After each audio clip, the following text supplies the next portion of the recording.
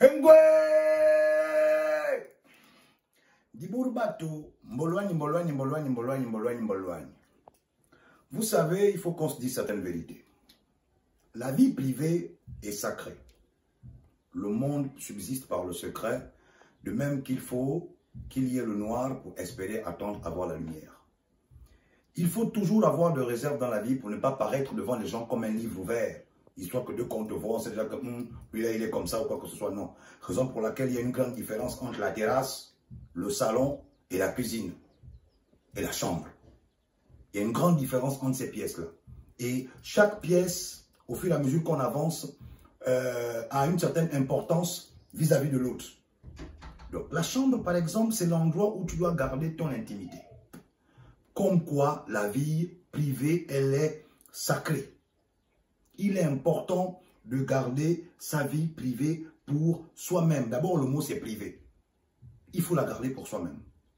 Ce qui fait qu'il y a une attitude que l'on doit avoir lorsqu'on est en public. Une attitude qu'on doit avoir lorsqu'on est chez soi.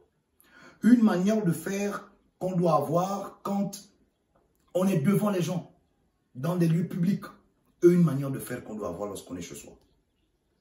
Là, je vais m'adresser particulièrement à ces personnes-là qui parlent fort et à haute voix au téléphone dans les lieux publics.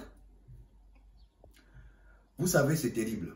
Et là, je vais spécifier mon discours au niveau de ceux qui le font dans les taxis. Vous savez, les amis, il y a un proverbe qui dit « Gênez-vous pour ne pas gêner les autres ». Non, mais c'est terrible.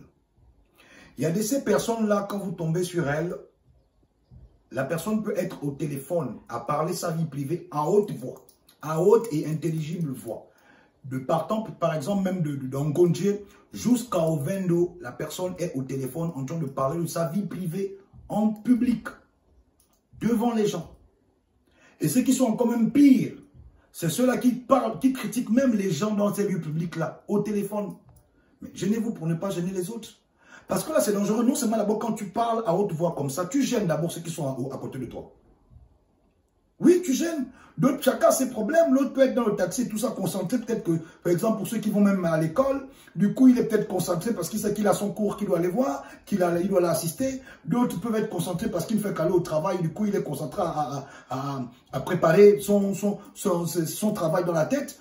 Toi, tu es là, tu peux venir tout embrouiller la chaîne complètement de concentration des autres avec ton histoire à toi. Donc, non seulement d'abord, tu gênes les gens qui sont dans le taxi, quand tu cries à haute voix pour raconter ton histoire à toi, ça c'est un. Mais deux, tu t'exposes. Tu t'exposes. Et frère, nous, on n'a pas envie de comprendre ta vie.